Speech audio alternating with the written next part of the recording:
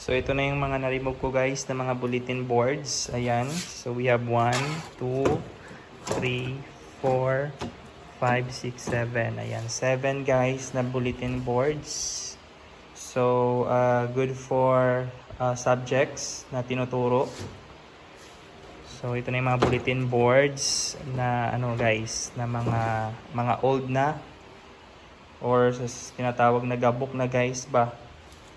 Mga gabok na sila. So ni-remove ko na, and then yung mga nails dito na nakapako. Ayan. So pinugpog ko ng martilyo para ma-avoid natin yung accident.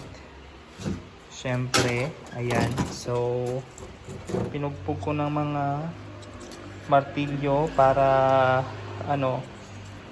para hindi matunok yung ating mga pupils or magbukas ng klase or whatsoever kung saan man to ilalagay.